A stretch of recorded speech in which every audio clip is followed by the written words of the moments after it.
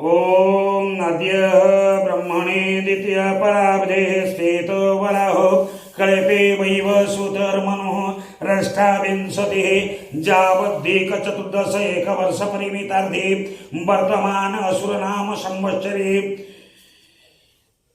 वीरश्री गजपति गरुडेश्वर नवकोटि कर्णाटोत्कल वर्गेश्वर विराधि वीरपुर प्रताप श्री दिव्य सिंह देव महाराजंक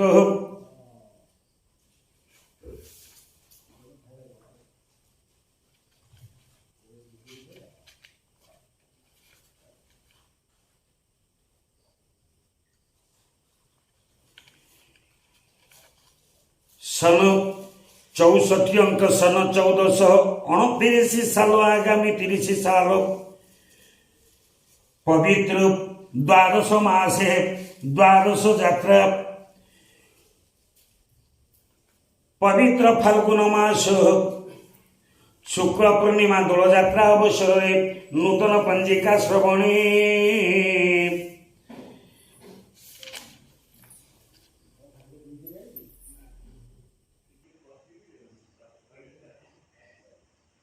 दिव्य सिंहदेव महाराज 64 अंक 65 अंक भारतर स्वाधीनता ये वर्ष को मिसई 75 वर्ष आगामी 76 वर्ष रे प्रवेश करिवो। श्वेत बराह कल्पादि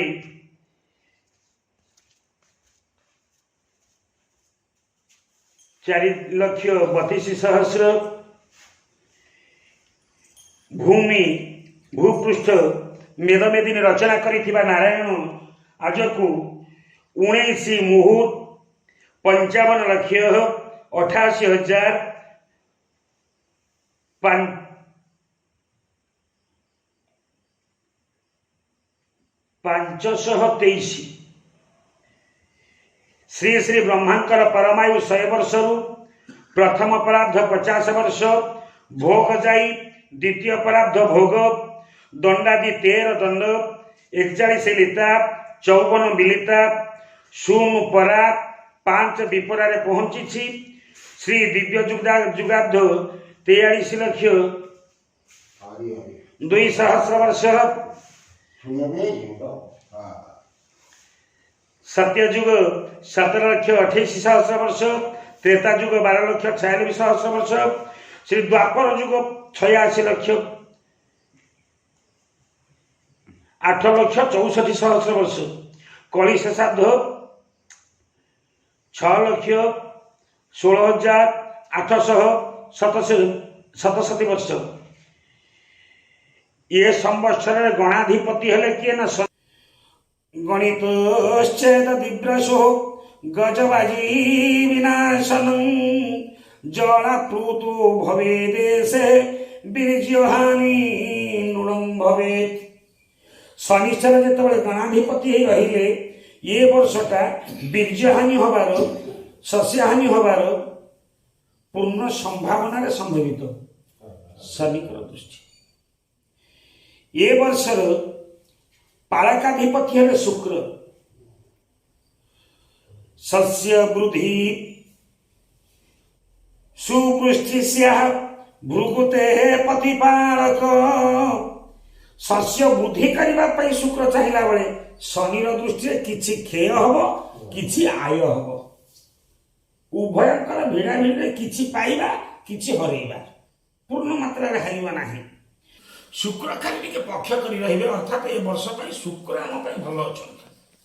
प्रथम तो शुक्र से जगह भी भल रही ये जगह भी शुक्र भल रही पुरोधार होउछन कि ना चंद्र शशि पुरोहित जस्मिन भूपतिर्धम तप पर पूजानं सुख समृद्ध्यष्ट पृथ्वी फलवती भवे। बिना प्रतिकार पृथ्वी फलवती हब नहीं जदि जाग यज्ञ होम यज्ञ मार्जना व्रत इति पूजा विधि रे जदि नर माने लिप्त रहिबे हुए तो से सुकृत फल चंद्र किछि फलवती दे पारे फल दे पारे किंतु बिना पूजारे फलवती पृथ्वी हब नाही।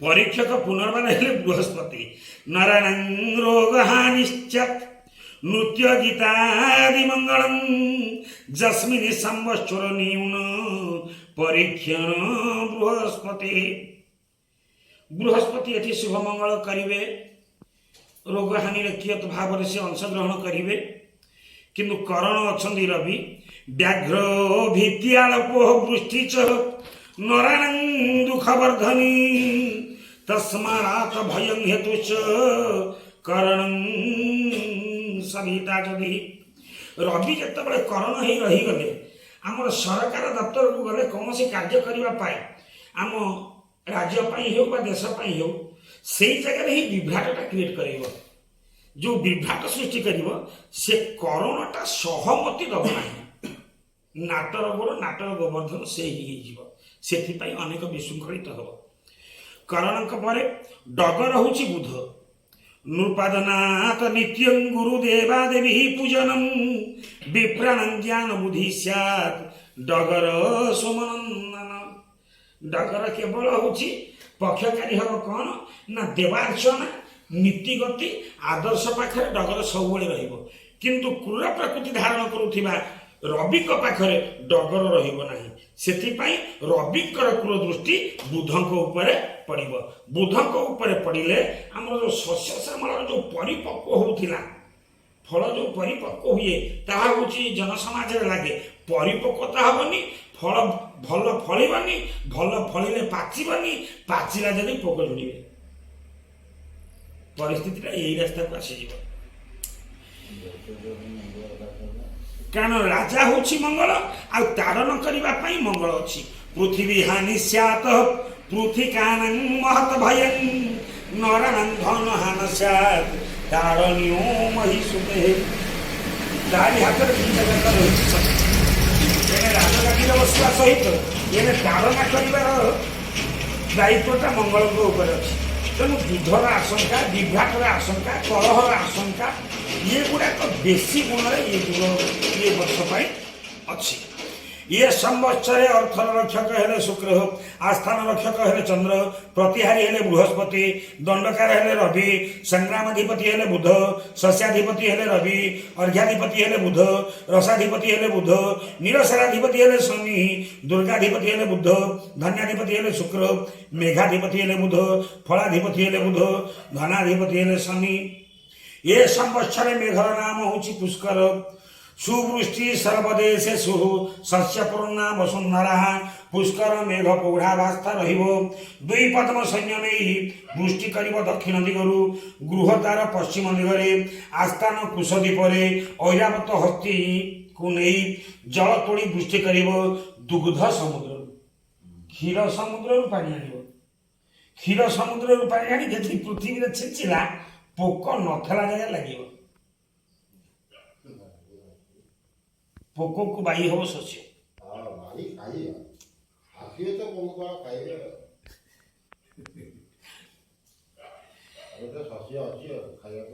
जो वर्ष पुष्कर मेघ हुए से वर्ष पणस कौ फल फल सब भल हम पणस कईथ बेल मुग बिरी चना कोलथ मसूर एमाने बहुत फलती अन्य फल मान अल्प अल्प परिमाण होती तुलसी मरुआ चंपा बौल छुरीहीना पद्म माधवी रास कईच फूल मान बहुत होती अन्य फूल मान अल्प होती गागर मागुर केरांडी दंडकिरी कला बईसी जह्ना ये माछ माने बहुत होती अन्य माछ माने कम होती आढ़क प्रमाण 100 योजन मध्यरु समुद्र रे 20 भाग को 2 मान वर्षा 100 योजन रु समुद्र रे 20 भाग से वर्षी जीव 2 मान उच्चर गे 30 योजन मध्यरु समुद्र रे 10 भाग गभीर 60 योजन रु नदी पर्वत रे 6 भाग सुनुमान 9 विश्वा 12 गंडा बहल 10 योजन रु मध्यरु पृथ्वी रे 4 भाग सुनुमान 6 विश्वा 8 गंडा गाय मोटे संवत्सर पृथ्वी शस्याय सुनुमान 6 विश्वा 8 गंडा मात्र वर्षा ठीक नहीं भल नहीं 10 योजन रु 4 योजन हूँ जमा 6 योजन एने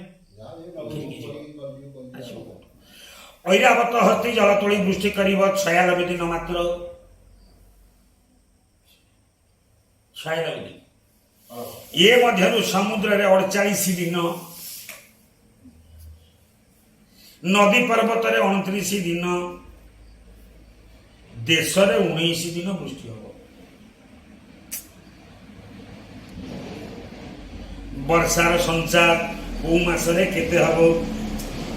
ମିଥୁନ ମାସ ସଂକ୍ରାନ୍ତି ପୁରୁଷ ଗଦର୍ଭ ବାହନ୍ତି ଅବତାର ସଞ୍ଚାର। ମିଥୁନ ସଂକ୍ରାନ୍ତି ପୁରୁଷ ଗଧ ପିଠିରେ ଆସିବାରୁ ସେ ମାସଟା ହୀନ ଜଳ ବୃଷ୍ଟି। ମିଥୁନ ମାସ କହିଲେ ଆଷାଢ଼ ମାସ। ରଜ ସଂକ୍ରାନ୍ତି ବର୍ଷା ହବା ଜାଗାରେ ସେ ଗଧ ପିଠିରେ ଆସିବାରୁ ହୀନ ଜଳ ବୃଷ୍ଟି ହେବ। କର୍କଟ ମାସ ସଂକ୍ରାନ୍ତି ପୁରୁଷ ବ୍ୟାଘ୍ର ବାହନରେ ନଦୀ ସଞ୍ଚାର ବହୁ ଜଳ ବୃଷ୍ଟି। ଆଷାଢ଼ ପରେ ହଉଛି ଶ୍ରାବଣ। ଶ୍ରାବଣ ମାସଟା କଣ ହଉଛି ନା ବ୍ୟାଘ୍ର ବାହନରେ ଆସିଥିବାରୁ ଇଏ ସିଧାସଳଖ କୋଉଠି ଯାଇ ବୃଷ୍ଟି କରିବ ନା ନଦୀରେ। ଆମକୁ ଦବନି। ଆଜ୍ଞା। ସିଂହ ମାସ ସଂକ୍ରାନ୍ତି ପୁରୁଷ ଅଶ୍ୱବାହନରେ ଦାହ ସଞ୍ଚାର ହୀନ ଜଳ ବୃଷ୍ଟି ଯେତେବେଳେ ଆବଶ୍ୟକ ନାହିଁ। କନ୍ୟା ମାସର ସଂକ୍ରାନ୍ତି ପୁରୁଷ ବ୍ୟାଘ୍ର ବାହନ କୂପ ଜଳ ବୃଷ୍ଟି ଟିକେ ଛିଞ୍ଚିବ। ତୁଳା ମାସ ସଂକ୍ରାନ୍ତି ପୁରୁଷ ଶୁକର ବାହନରେ ଗିରି କହିଲେ ପର୍ବତରେ ହୀନ ଜଳ ବୃଷ୍ଟି ବାହାରେ ଜୋରରେ ଛିଞ୍ଚିବ। ଯେତେବେଳେ ଆମର ଦରକାର ନାହିଁ ସେତେବେଳେ ଆଡକୁ ଜୋରରେ ଦବ। ଯେତେବେଳେ ଦରକାର ସବୁ ପର୍ବତରେ ସବୁ ସିଆଡେ ସବୁ ଦବ। ସମ୍ବତ୍ସର ଓ ଦେବଗଣ ମଣ୍ଡଳ ବର୍ତ୍ତମାନ ସମ୍ବତ୍ସରର ନାମ ରାକ୍ଷସ ଅହରଗଣ 40 ଦିନ ବୃଷ ଦିନ 11 ଦିନ ଇଂରାଜୀ 25/2/2022 ତାରିଖ ବୁଧବାର ସମ୍ବତ୍ସର ନାମ ଅନଳ ହବ। ଯୁଦ୍ଧ ନଥିଲା ଜାଗାରେ ଡାକିବ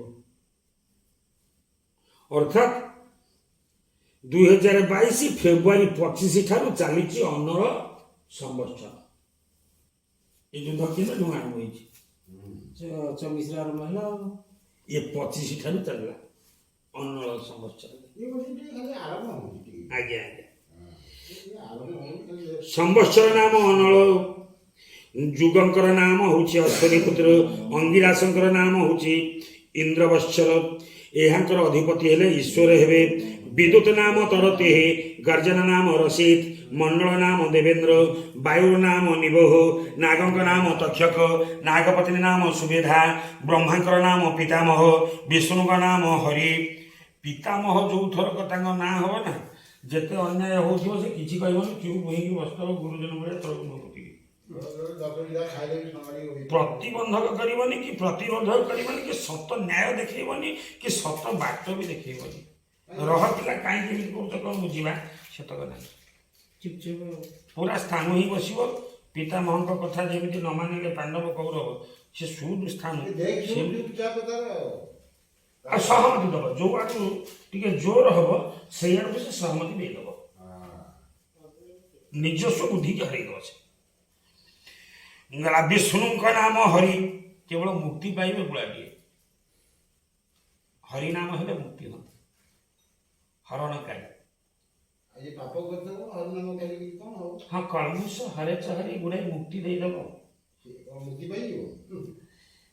ତା ଅର୍ଥ କିଛି ଘଟ ମୁକ୍ତି ଦବ। ଗଲା ଇନ୍ଦ୍ରଙ୍କ ନାମ ବଜ୍ରାୟୁଧ। ଇନ୍ଦ୍ରଙ୍କ ନାମ ବଜ୍ରାୟୁଧ। ବଜ୍ରାୟୁଧ ଯୋଉ ବର୍ଷ ସେ ହେବେ ସେ ବର୍ଷ ନଥିଲା ଜାଗାରେ ଶୁଖିଲା ଘଡଘଡି ମାରିକିରି ବାଟରେ ଘାଟରେ ଲୋକମାନଙ୍କୁ ଗନ୍ଧର୍ବଙ୍କ ନାମ ପାକସାନ। ପୁଷ୍ପକଙ୍କ ନାମ ନାଗେଶ୍ୱର। ସଭାଙ୍କର ନାମ ସୁଧର୍ମା। ବୃକ୍ଷଙ୍କର ନାମ ମନ୍ଦାର। ଗଜଙ୍କର ନାମ ହରିଚନ୍ଦନ। ଅଶ୍ୱଙ୍କର ନାମ ଉଚ୍ଚୈଶ୍ରବା। ଇତି ମଣ୍ଡଳ। ଲଗାଣ ନିର୍ଣ୍ଣୟ ଡହକ ଲଗାଣ। ମେଷ ସଂକ୍ରାନ୍ତି 15 ଦିନ ଅପ୍ରେଲ 28 ତାରିଖ ଗୁରୁବାର ଡହକ। ମେଷ 28 ଦିନ ମଇ 11 ତାରିଖ ବୁଧବାର। ମିଥୁନ 21 ଦିନ ଜୁଲାଇ 5 ତାରିଖ ମଙ୍ଗଳବାର। ये 3 ବାରକରେ ଡହକ ଲଗାଣ ହବ। ହଁ ହବ। ଖଣ୍ଡ ଲଗାଣ ମିଥୁନ ସଂକ୍ରାନ୍ତି 29 ଦିନ ଜୁଲାଇ ମାସ 13 ତାରିଖ ବୁଧବାର ଏ ଦିନ ଖଣ୍ଡ ଲଗାଣ ଟିକେ ଦେଖେଇବ। ଚକଡ଼ା ଲଗାଣ ମିଥୁନ ସଂକ୍ରାନ୍ତି 32 ଦିନ 32 ପଡ଼ିଗଲା ସଂକ୍ରାନ୍ତି କଳା 32 ରହେ 32 ମାସ ଦିଟା ମାସ ପଡ଼ିଛି 32। ଜୁଲାଇ 16 ତାରିଖ ଶନିବାର ସର୍ବତ୍ର ଲଗାଣ ହବ। ମିଥୁନ ସଂକ୍ରାନ୍ତି 32 ଦିନ ଜୁଲାଇ ମାସ 16 ତାରିଖ ଶନିବାର ଚକଡ଼ା ଆଉ ସର୍ବତ୍ର ଲଗାଣ ଦିଟା ଯାକ ଗୋଟେ ବାରରେ। କର୍କଟ 15 ଦିନ ଜୁଲାଇ 31 ତାରିଖ ରବିବାର। 12 ମାସର ଅଧିପତି ଓ ପାଳକ ନିର୍ଣ୍ଣୟ। ମେଷ ମାସ ବୈଶାଖ ମାସ ଅଧିପତି ରବି। ମନ୍ଦବୃଷ୍ଟି ଲୋକ ପୀଡ଼ା ତସ୍କରୋପଦ୍ରବସ୍ଥତା ଚକ୍ଷୁରୋଗ ସଦାବାତ ସୂର୍ଯ୍ୟ ସମାଧିନାୟକେ। ମନ୍ଦ ବୃଦ୍ଧି ଲୋକମାନଙ୍କ ଉପରେ ପୀଡ଼ିତ ତସ୍କର ମାନଙ୍କର ଉପଦ୍ରବ ଅନେକ ସ୍ତରରେ ଚକ୍ଷୁ ପୀଡ଼ାରେ ପୀଡ଼ିତ ହେବେ।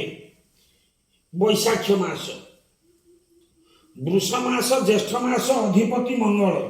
ପ୍ରଚଣ୍ଡ ପବନା ବେଗ ସ୍ତସ୍କିରୋର ଭୟ ଭୟଂ ତଥା ପୃଥିବୀ ଘୋର ଯୁଦ୍ଧ୍ୟାସାତ୍ ଭୌମି ମାସାଧିନାୟକ।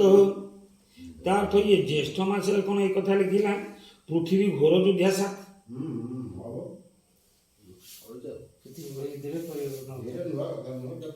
ଜ୍ୟେଷ୍ଠରେ ଆଜ୍ଞା। କର୍କଟ ଶ୍ରାବଣ ମାସର ଅଧିପତି ହେଲେ ଶନି। ଶନି ଯଦି ଶ୍ରାବଣ ମାସରେ ଅଧିପତି ହେବେ କେମିତି ଚଷା କୂଳ ବଞ୍ଚିବ। ଦୁର୍ଭୁକ୍ଷଂ ମନ୍ଦ ବୁଦ୍ଧିଶ୍ଚ ପ୍ରଜାନଂ ରୋଗ ପୀଡ଼ନ ମ୍ଲେଚ୍ଛାନଂ ସୁଖ ବିହୀନ ଶନୌ ମାସ ପତୌ ସତି। ଦୁର୍ଭିକ୍ଷ ମନ୍ଦ ବୁଦ୍ଧି ଶସ୍ୟହାନି ମ୍ଲେଚ୍ଛ ମାନେ ଉପଦ୍ରବ ବେଶୀ ରହିବେ।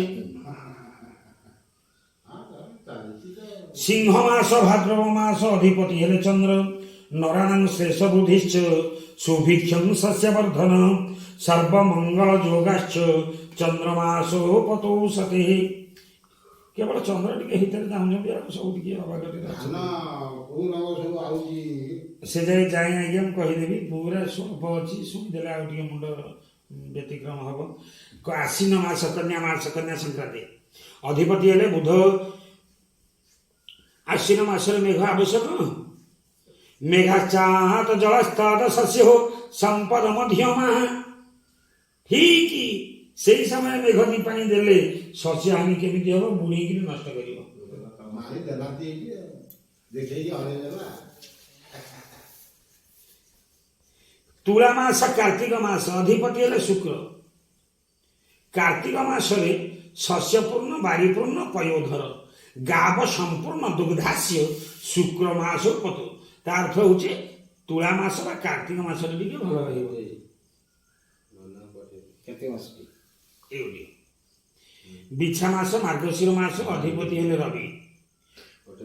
ମୁଁ ନକ୍ଷତ୍ର ନାମ ମାନ ପଢିଯିବି। ବର୍ଷ ଆରମ୍ଭରୁ ବୃଷ ସଂକ୍ରାନ୍ତି 10 ଦିନ ପର୍ଯ୍ୟନ୍ତ ଉତ୍ତରାଷାଢ଼ ଧନୁ ନକ୍ଷତ୍ରକୁ ଧନୁ ରାଶି କି ଚଳନ ହଉଛନ୍ତି। ଉତ୍ତରାଷାଢ଼ ନକ୍ଷତ୍ରର ସଂଖ୍ୟାଟି 21 ନକ୍ଷତ୍ର। 21 ଉତ୍ତରାଷାଢ଼ 22 ଶ୍ରବଣା 23 ଧନିଷ୍ଠା ଏ 3 ନକ୍ଷତ୍ର ଯାହାର ସ୍ୱର୍ଗରେ ପଡିଛି ତାଙ୍କର ହଉଛି ସମୟ। ସ୍ୱର୍ଗରେ ପଡିଗଲେ ସ୍ୱର୍ଗେ ଚ ସୁଖମାପ୍ନୋତି। ये 3 नक्षत्र ए वर्ष बहुत सुख। 23 नक्षत्र पर आसवा 24 शतभिषा नक्षत्र 25 पूर्व भाद्र नक्षत्र 26 उत्तर भाद्र नक्षत्र पर्वत पड़ी। पर्वते धनव माछ ये राशि नक्षत्र व्यक्ति ए वर्ष खाली खर्च रास्ता खोल ता भीतर अच्छी तापर आसतु 27 रेवती नक्षत्र पुनर्बार 1 को पड़ेगा अश्विनी मेष द्विजा मेष ये राशि जहाँ रही 27 बार मीन अश्विनी मेष द्विजा मेष चक्र रे पड़िला भाग्य दूरी चक्रे दरिद्र मिति अभाव रखिब आज्ञा पुनर्बार आसतु 3/1 मेष 4/2 वृष 5/2 वृष समुद्र रे पड़ीगला समुद्र भाषण तथा कूल किनारा पाइबा खाली भाषिब सब कामटा हो जाऊ आनिब तो तुले दब काम पुणी से भाषिब आसतु 6/3 मिथुन राशि 7/4 कर्कट राशि 8/4 कर्कट राशि जो व्यक्ति मानकर धरनिया पड़ी भाग्य डोरी धरनिया पुत्र संपत्ति भल बहुत भल रहा ये राशि तापर आसतु 9/4 अशेषा कर्कट राशि 10/5 मघा सिंह राशि 11/5 पूर्वा फाल्गुनी सिंह राशि रसा फल पड़ी भाग्य डोरी रसा फल पड़े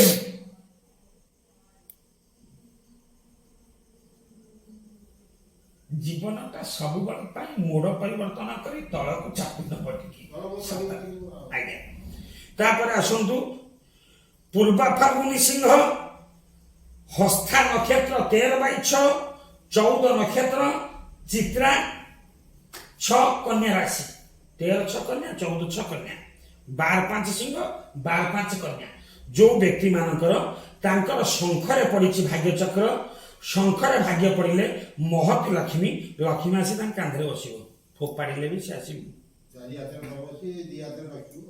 आज्ञा आसतु 15/7 तुला राशि 16/7 तुला राशि 16/8 बिछा राशि 17/8 बिछा राशि गगन में पड़ी भाग्य चक्र गगन में पड़ी हेतु गगन मान आशा मान जो मैंने करते मान टी रखियो ना आसतु ये वर्षर दोष प्रतिकार करवा जहाँ जो भाग्य चक्र पड़ी तार प्रतिकार चक्रे छत्र पदातव्यं समुद्रे च सुसज्जक रजतं हेम वस्त्रं च ताम्रं च गगने तथा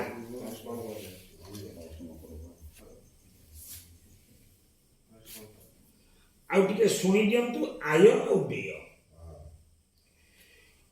जो राशि जो मानकर मेष राशि आय 2 भाग व्यय 3 भाग स्थित शून्य वृष राशि ये 6 मास वृष राशि आय 11 भाग व्यय 5 भाग स्थित 6 भाग मिथुन राशि आय 2 भाग व्यय 5 भाग स्थित 16 कर्कट राशि आय 11 भाग व्यय 3 भाग स्थित होची 8 भाग सिंह राशि आय 14 भाग व्यय 2 भाग स्थित 12 भाग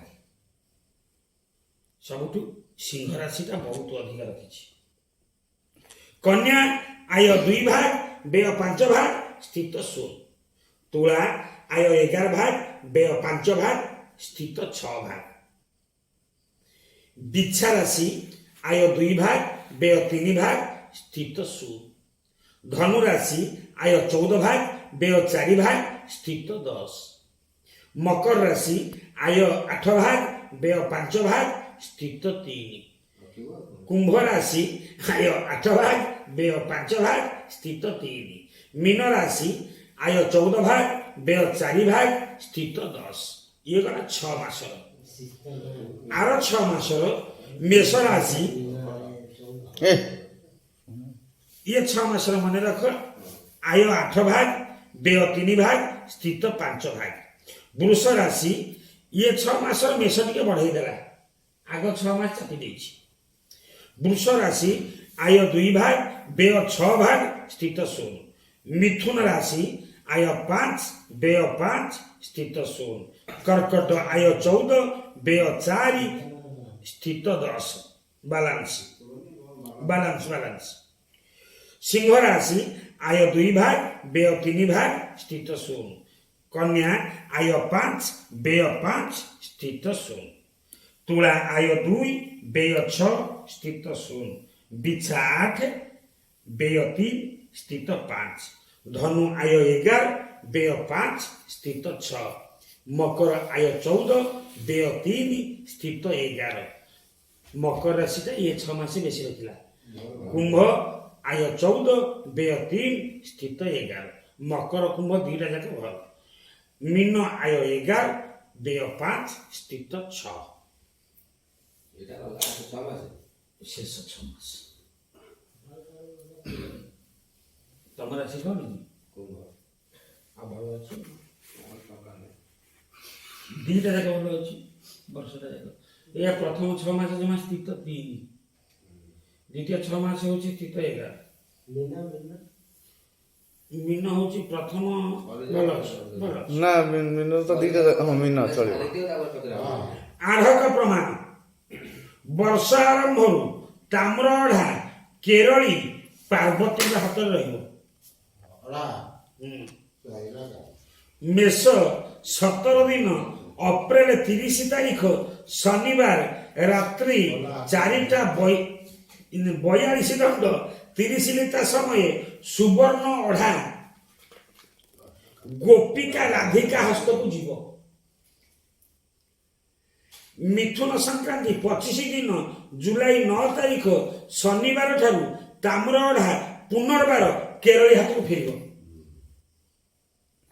ମକର 8 ଦିନ ଜାନୁଆରୀ 21 ତାରିଖ ଶନିବାର ଦିବା 27 ଦଣ୍ଡ ସୁନିତା ଠାରୁ ସୁବର୍ଣ୍ଣ ଅଢା ପୁନର୍ବାର ଗୋପିକା ହାତକୁ ଯିବ। ଇଏ ଖାଲି ଫୋପଡ଼ା ଫୋପଡ଼ି ହେବେ, ସ୍ଥିର ହେବ। ତୁ ଦେଇଯାଉ ମୁଁ ହଁ। ରଖିବି ହସ୍ତରେ ରହିବାରୁ ଏହି ବର୍ଷ ଶେଷର ଫଳ ଶୁଭକାରକ ହବ, ସୁଖଦାୟକ ହବ। କିନ୍ତୁ ଅଗ୍ନି ରହିଲା ହନୁମାନଙ୍କ ଲାଙ୍ଗୁଳରେ ରହି ବର୍ଷ ଶେଷ ପର୍ଯ୍ୟନ୍ତ ରହିବ। ହନୁମାନ ନାମରେ ନିଆ ଚାଳର କାଢି ଖୋଲି କଥା ହେବ ଅଗ୍ନି ଭୟ ସହ ରୌଦ୍ର ତାପ୍ୟ ଖରା ତାପ ବୃଦ୍ଧି। ତାଉ ସବୁ ଆଇଛି ଆଉ ଏକାଥରେ ଆଣିଛି ସାଙ୍ଗରେ ଭୋଗ କରିବେ ପଇସା ଲୋକ ଆଜ୍ଞା ଏ ବର୍ଷର ବ୍ରତ ରବିନାରାୟଣ ବ୍ରତ ମିଥୁନ ସଂକ୍ରାନ୍ତି 26 ଦିନ ଜୁଲାଇ 10 ତାରିଖ ଆଷାଢ ଶୁକ୍ଳ ଏକାଦଶୀ ରବିବାର। ଲକ୍ଷ୍ମୀ ନାରାୟଣ ଏକାଦଶୀ ବ୍ରତ ହଁ କହିବି ନୂଆ ବ୍ରତ ନାହିଁ। କନ୍ୟା 20 ଦିନ ଅକ୍ଟୋବର ମାସ 6 ତାରିଖ ଆଶ୍ୱିନ ଶୁକ୍ଳ ଏକାଦଶୀ ଗୁରୁବାର। ସୁଦଶା ବ୍ରତ ତୁଳା ସଂକ୍ରାନ୍ତି 18 ଦିନ ନଭେମ୍ବର 3 ତାରିଖ କାର୍ତ୍ତିକ ଶୁକ୍ଳ ଦଶମୀ ଗୁରୁବାର। କିନ୍ତୁ ନୂଆ ବ୍ରତ ନାହିଁ। ହେଲେ ତ ହାପି ଗୁରୁ ପଞ୍ଚମୀ ବ୍ରତ ସିଂହ 16 ଦିନ ସେପ୍ଟେମ୍ବର 1 ତାରିଖ ଭାଦ୍ରବ ଶୁକ୍ଳ ପଞ୍ଚମୀ ଗୁରୁବାର। ମକର 13 ଦିନ ଜାନୁଆରୀ 26 ତାରିଖ ମାଘ ଶୁକ୍ଳ ପଞ୍ଚମୀ ଗୁରୁବାର।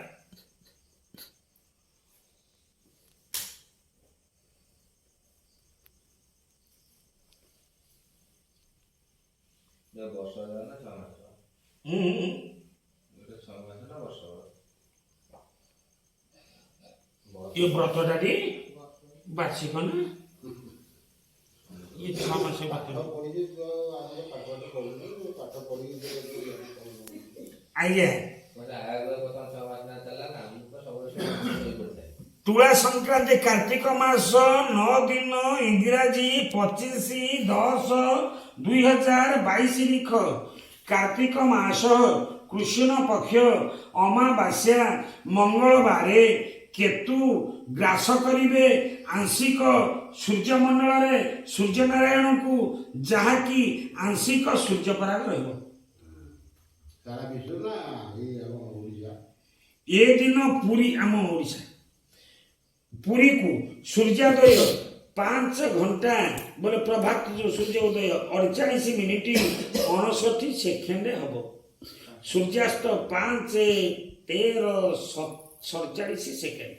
ଏ ଦିନ ପରାଗ ପୁରୀକୁ ସ୍ପର୍ଶ ଅପରାହ୍ନ 4:54 ମିନିଟ୍ 55 ସେକେଣ୍ଡରେ ହବ।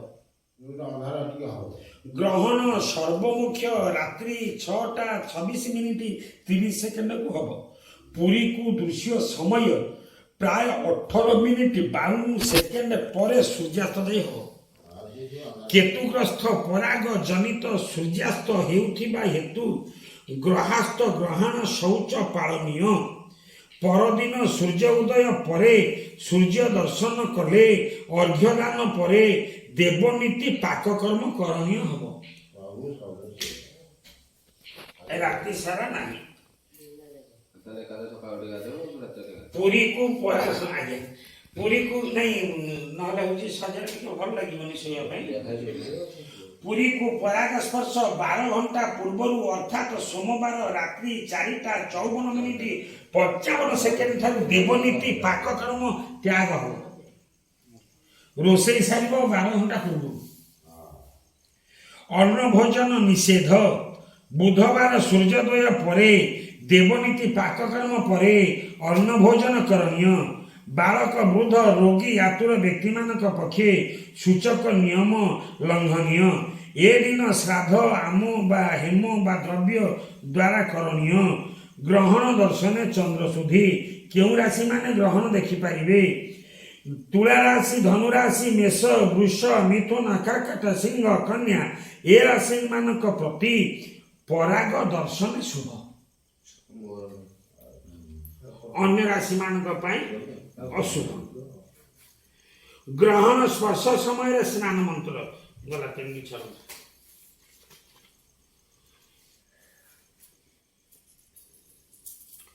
ମୁଖ୍ୟ ହବ 5:11 ସର୍ବମୁଖ୍ୟ ହବ 6:21। ଇଏ ଆଜ୍ଞା ଦ୍ୱିତୀୟ ବାର। କେତୁ 23 ଦିନ 8/11/2022 ଲଗାତାର ଆଜ୍ଞା 2ଟା ପଡ଼ିଯିବ।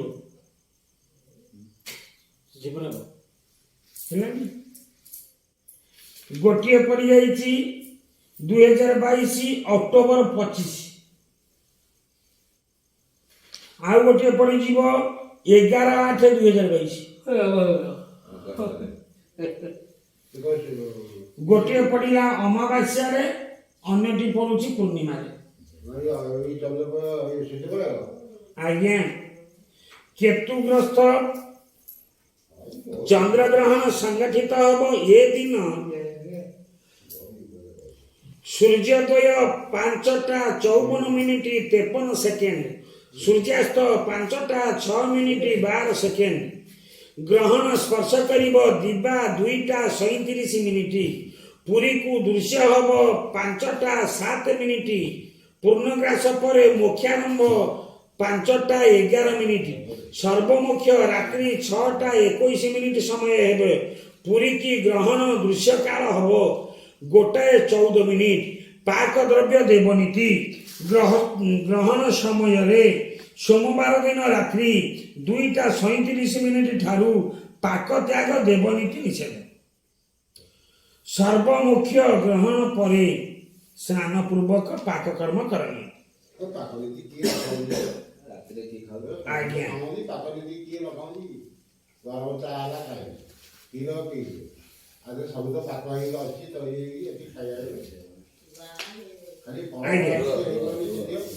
ଏ ମାସରେ ସୂର୍ଯ୍ୟ ପରାଗ ବୈଶାଖ ମାସ ଅପ୍ରେଲ, କିନ୍ତୁ ଆମ୍ଭମାନଙ୍କ ପାଇଁ ତାହା ଅଦୃଶ୍ୟ ହେଇଥିବା ହେତୁ ପାଳନୀୟ ନୁହେଁ। ଅପ୍ରେଲ 30ରେ ପଡୁଛି ଗୋଟିଏ, ଠିକ ମେ 16ରେ ପଡୁଛି ଗୋଟିଏ, ସେ ବି ଲଗାଗଲା, କିନ୍ତୁ ଆମ ପାଇଁ ପାଳନୀୟ ନୁହେଁ। ଆମ ପାଇଁ ଯୋଡ଼ିଏ ପାଳନୀୟ, ଯୋଡ଼ିଏ ପାଳନୀୟ ନୁହେଁ।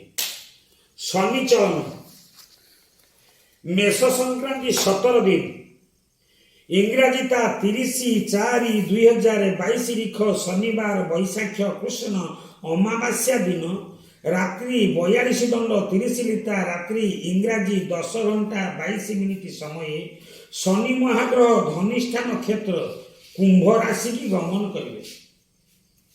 ଶନି ଧନିଷ୍ଠା କୁମ୍ଭ 23/11 ଚଳିବେ। ମିଥୁନ ସଂକ୍ରାନ୍ତି 25 ଦିନ ତା 9/7/2022 ରିଖ ଆଷାଢ଼ ଶୁକ୍ଳ ନବମୀ ଭୋଗ ଦଶମୀ ଶନିବାର ଦିବା 22:00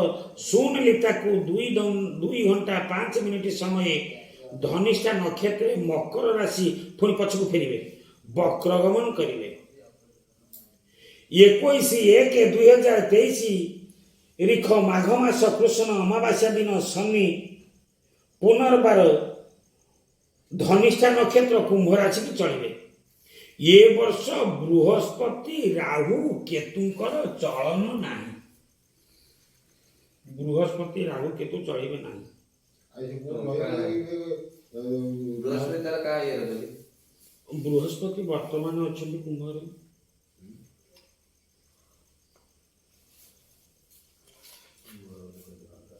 ଆଜ୍ଞା ଦେଖନ୍ତୁ ଆଜ୍ଞା ଚାଷର ପରିସ୍ଥିତି।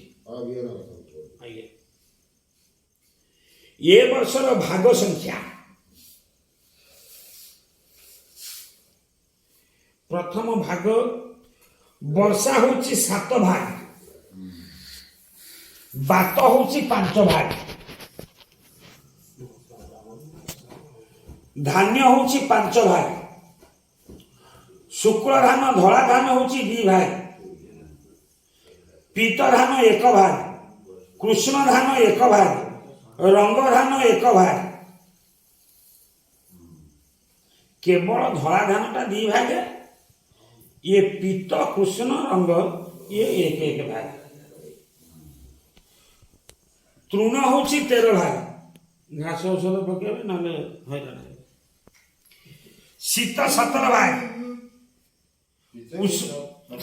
आज्ञा उष्म 13 भाग, हानि 15 भाग, वृद्धि 15 भाग, पुष्प 11 भाग, रस 3 भाग, फल 2 भाग 1 कड़ा, दुग्ध 2 भाग 1 कड़ा, वस्त्र 6 भाग 1 कड़ा, अग्नि 8 भाग, रोग 6 भाग, अमृत 7 भाग अधे, विष 7 भाग अधे, औषध 5 भाग अधे, व्याधि 5 भाग, सत्व 3 भाग, उपशम 3 भाग, आचार 11 भाग, दुराचार 15 भाग, मरण 11 भाग, जन्म 13 भाग, देश उपद्रव 13 भाग, देश स्वास्थ्य 9 भाग, चौर भय 2 भाग अधे, चौर नाश 1 भाग अधे, अग्नि भय 1 भाग अधे, अग्नि नाश 5 भाग अधे, पाप 7 भाग अधे, पुण्य 5 भाग अधे, शस्य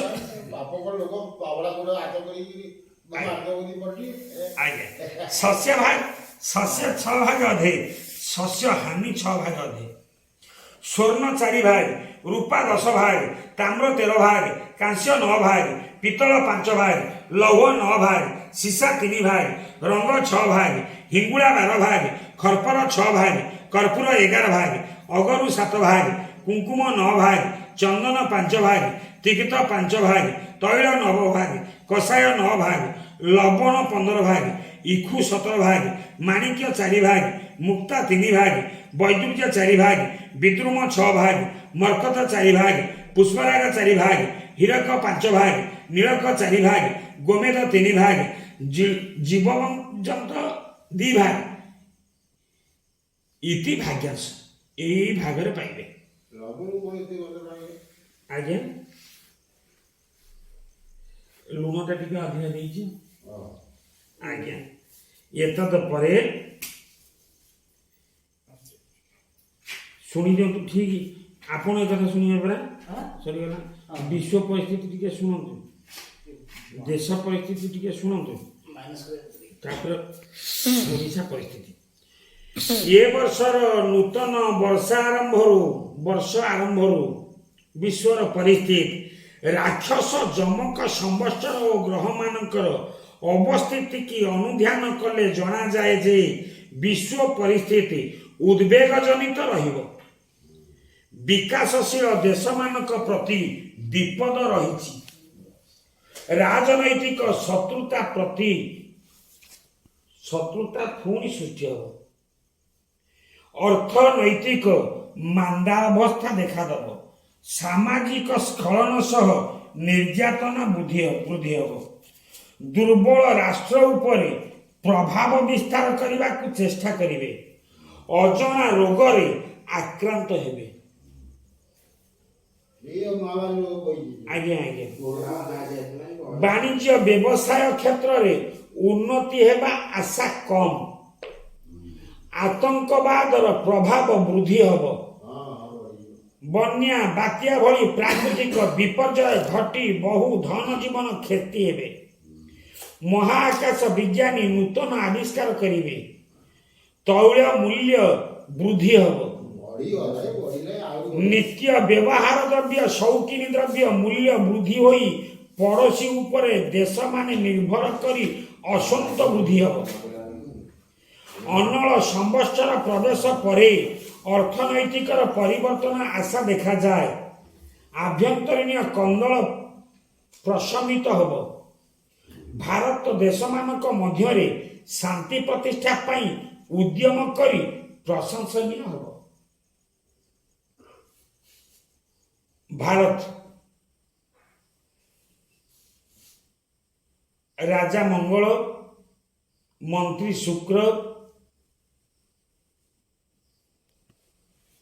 ଏ ଦୃଷ୍ଟି ପ୍ରତି ମଧ୍ୟମ ଅବସ୍ଥା ସୃଷ୍ଟି କରିବ। ବିଭିନ୍ନ ବିକାଶ କ୍ଷେତ୍ର ଉଲ୍ଲେଖନୀୟ ଉନ୍ନତି ଆଶା କମ୍। ରାଜନୈତିକ ଦୁର୍ବଳତା ଅନୁଭବ ହେବ। କୃଷି ଉତ୍ପାଦନ ହ୍ରାସ ପାଇବ। ବିଜ୍ଞାନ କ୍ରୀଡ଼ା କ୍ଷେତ୍ରରେ ପରିଶ୍ରମ ଅନୁସାରେ ଫଳ ଆଶାନୁରୂପ ଫଳିବ ନାହିଁ। ପ୍ରାକୃତିକ ବିପର୍ଯ୍ୟୟ ଘଟି ବହୁ ଧନ ଜୀବନ କ୍ଷତି ହେବାର ସମ୍ଭାବନା ଅଛି। କରୋନା ଭଳି ଅନ୍ୟ ଏକ ଅଜଣା ଭୂତାଣୁ ପ୍ରଭାବ ବିସ୍ତାର କରିବ।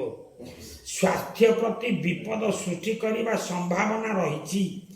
ଆତଙ୍କବାଦୀ ବିଦେଶୀ ଶକ୍ତିରେ ଶକ୍ତିଶାଳୀ ହେବେ। ଉଗ୍ରବାଦର ଦମନ ପାଇଁ ଭାରତ ଯତ୍ନଶୀଳ ହେବ। ଧର୍ମନୈତିକ ହିଂସା ସୃଷ୍ଟି ହେବା ସମ୍ଭାବନା ରହିଛି। ନିତ୍ୟ ବ୍ୟବହାର୍ଯ୍ୟ ଦର ଦାର ମୂଲ୍ୟ ବୃଦ୍ଧି ହୋଇ ଜନ ଅସନ୍ତୋଷ ଓ କନ୍ଦଳ ହେବ। ଲୋକ ଭିତରେ ବାଡ଼ିଆବାଡ଼ି ହେବେ। ବ୍ୟବସାୟୀ ଓଡ଼ିଶାର ଏ ବର୍ଷ ପାଇଁ ପ୍ରତି ଅନୁକୂଳ ହେବ। ସରକାରୀ ଦଳର କାର୍ଯ୍ୟ ସନ୍ତୋଷଜନକ ହେବ। କୃଷି ଉତ୍ପାଦନ ଆଶାଜନକ ହେବ। ବାଣିଜ୍ୟ ବ୍ୟବସାୟ ଶିଳ୍ପ କ୍ଷେତ୍ରରେ ଉନ୍ନତି ପରିଲକ୍ଷିତ ହେବ। ପ୍ରାକୃତିକ ବିପର୍ଯ୍ୟୟ ମୁକାବିଲା ପାଇଁ ସରକାର ପ୍ରସ୍ତୁତି ରହିବେ। ବନ୍ୟା ବାତ୍ୟା ଫସଲ ଧନଜୀବନ କ୍ଷୟକ୍ଷତି ହେବ। ବେକାରୀ ସମସ୍ୟା ଲାଗି ରଖିବ। ନୂତନ ଉଦ୍ୟୋଗ ପ୍ରଚେଷ୍ଟାରେ ମହିଳା ଶକ୍ତିର ବିକାଶ ହେବ। ବିକଶିତ ରାଜ୍ୟ ଭାବରେ କେନ୍ଦ୍ରର ସହାୟତା ଲାଭ କରିବ। ଜନକଲ୍ୟାଣ ନୀତି ପାଇଁ କ'ଣ ହେଲା? ଜନକଲ୍ୟାଣ ନୀତି ପାଇଁ ଭାରତ ସରକାର ଓଡ଼ିଶାକୁ ସହଯୋଗ କରିବ। ଆତଙ୍କବାଦୀମାନଙ୍କର ଦମନ ପାଇଁ ସରକାର ପ୍ରଶଂସନୀୟ ହେବେ। ସ୍ୱାସ୍ଥ୍ୟ ଶିକ୍ଷା କ୍ଷେତ୍ରରେ ଉନ୍ନତି ଦେଖାଦେବ। ପଡ଼ୋଶୀ ରାଜ୍ୟର ସହ ଉତ୍ତମ ସମ୍ପର୍କ ସ୍ଥାପନ କରିବ।